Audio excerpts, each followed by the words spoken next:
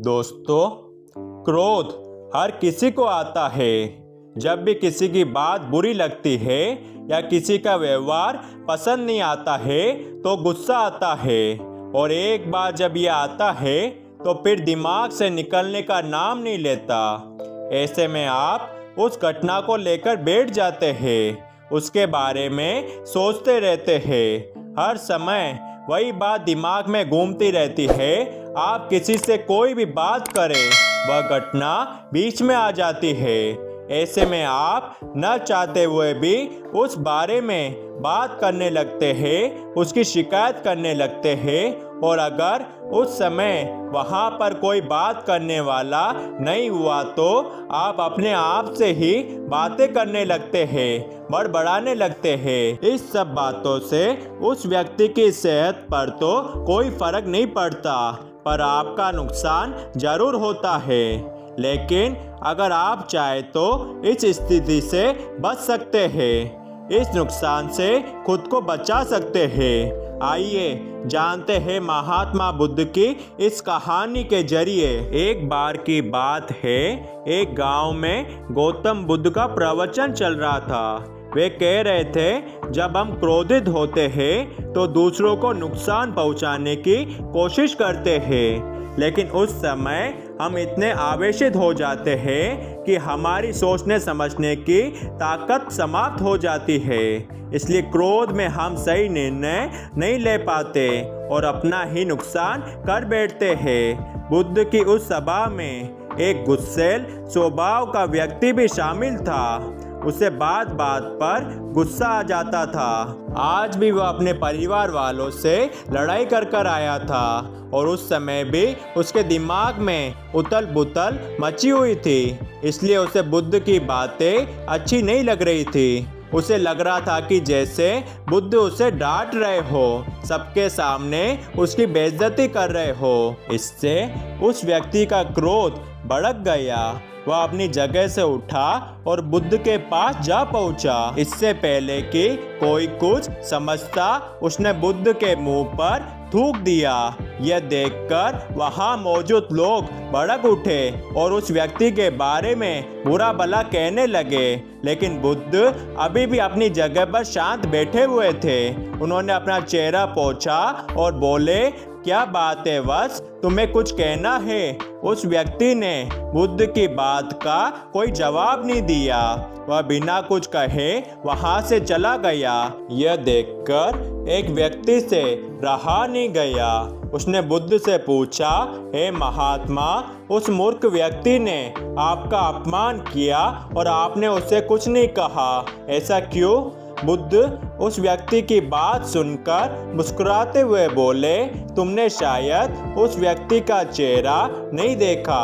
वह बहुत परेशान लग रहा था। मुझे लगता है कि वह किसी चिंता में घिरा हुआ था, इसलिए ऐसे परेशान व्यक्ति को क्या दोष देना। बुद्ध पर थूकने वाला व्यक्ति सभा से उठने के बाद अपने घर चला गया।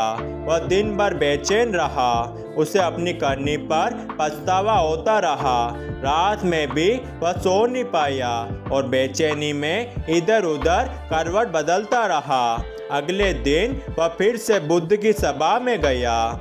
वहां पहुंचते ही वह बुद्ध के चरणों में गिर पड़ा और रोने लगा। यह देखकर बुद्ध ने पूछा, क्या हुआ वत्स, तुम क्यों रो रहे हो? फिर वह व्यक्ति बोला, मैं वही दुष्ट व्यक्ति हूँ जिसने कल आपका अपमान किया था। पता नहीं कल मुझ पर ऐसा कौन सा पागलपन सवार हुआ जो मैं ऐसी घृणित हरकत कर बैठा।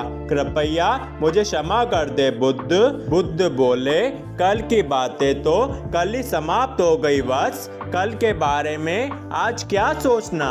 अगर मैं उस घटना के बारे में सोचता रहता, क्रोध करता, तो उससे तो सिर्फ मेरा दिल दुखता। तुम्हें उससे कोई फर्क नहीं पड़ता। इसलिए बुरी घटना को याद रखना कोई समझदारी की बात नहीं है। इससे हमारी परेशानियां बढ़ जाती है और जीवन ठहर जाता है। इसलिए अप्रिय बातों और अप्रिय घटनाओं को भूलने में ही समझदारी है। जो व्यक्ति ऐसी घटनाओं को भूल जाता है वही जीवन में आगे बढ़ता है, और जो उनमें उलझा रहता है उसका जीवन चक्रव्यूह के समान हो जाता है, जिसमें से वे चाह कर भी बाहर नहीं निकल पाता है। दोस्तों, बुद्ध कहते हैं गुस्सा करना बिल्कुल ऐसा होता है कि जहर तो आप पिए और कामना करें कि मर सामने वाला जाए। इसलिए जब भी कभी आपको गुस्सा आए तो इस बात को ध्यान में रखें कि अगर आप किसी से नाराज होते हैं और रूठ कर चुपचाप बैठ जाते हैं तो आप अपना ही नुकसान करते हैं। इससे आपके समय का तो नुकसान होता ही है, आपके शरीर का भी नुकसान होता है।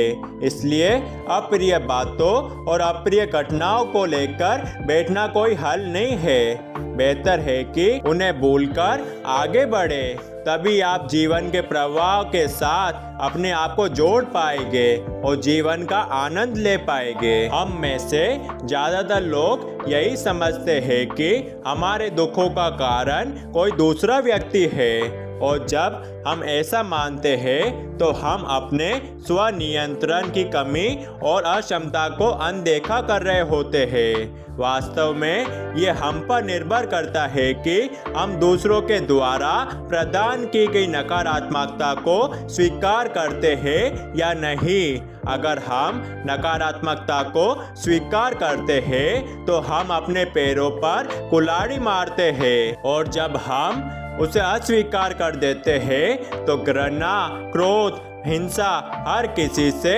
मुक्त हो जाते हैं।